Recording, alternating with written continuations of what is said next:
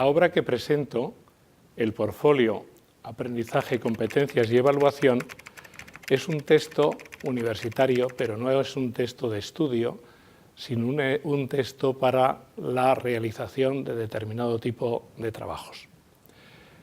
Lo sitúo en el marco del proceso de Bolonia, el conocido Espacio Europeo de Educación Superior, en el que se ha cambiado el orden de las prioridades, siempre en lugar del profesor, ahora puesto el foco en el alumno, quedando el profesor en una situación de profesional que ayuda a los alumnos a conseguir sus objetivos. Ese cambio de foco supone que la prioridad está en el aprendizaje y no tanto en la enseñanza. Por otra parte, Bolonia representa un cambio un tanto revolucionario en el sentido de que el tipo de aprendizaje que se promueve no es el clásico ligado a las asignaturas, sino el de las llamadas competencias. Estas competencias suponen un aprendizaje mucho más complejo, progresivo y además de un carácter transversal a las distintas asignaturas. Naturalmente, si el aprendizaje tiene esas características, la lógica dice que la evaluación también debe verse de alguna forma modificada por esas características. Pues bien, el texto que presento se dedica justamente a hacer ver a los estudiantes y también a aquellos profesores que quieren utilizar la técnica y no la conozcan, la complejidad de las competencias y la idoneidad del portfolio como una técnica específicamente adecuada para ellas.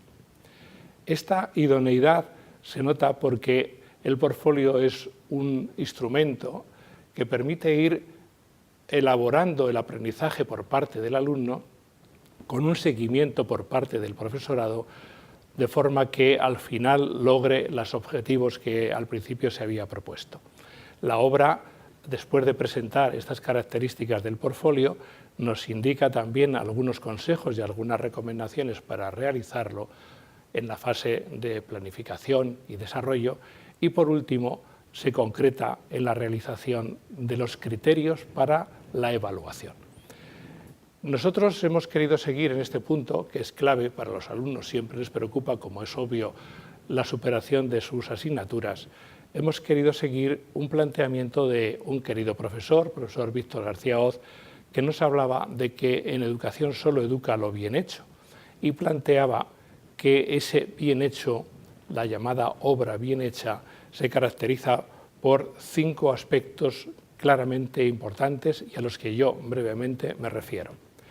Lo primero era que esa obra, ese trabajo, debe estar bien ideado, lo cual supone poner el énfasis en el estudiante, que es capaz de tener un toque de originalidad y de planteamientos propios a la hora de organizar su trabajo. Que debe estar bien diseñado, o sea, bien planificado. Ahora se habla mucho del diseño. Bueno, pues el diseño, en este caso, es el diseño o la planificación del portfolio, que supone una preparación anticipada, una previsión de medios y de recursos, una previsión de objetivos, etcétera, etcétera. Pero no todo lo bien planificado termina bien, y en ese caso la obra bien hecha, en este caso un portfolio bien hecho, debe ser bien realizado. Es la etapa más larga del proceso, que sale mejor si el diseño ha sido bien concebido. Y para salir al paso de uno de los problemas más generales entre nosotros, que es un poquito la chapuza al final, el apresuramiento, el querer terminarlo todo con prisas, el portfolio también debe estar bien acabado.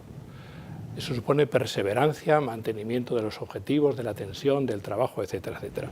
Y por último, y en línea con una de las competencias más importantes de nuestra universidad y también en general de todo el espacio europeo de educación superior, estaríamos hablando de que la obra debe estar bien valorada, es decir, una actuación del alumno que hace autocrítica y reflexión sobre su propio trabajo.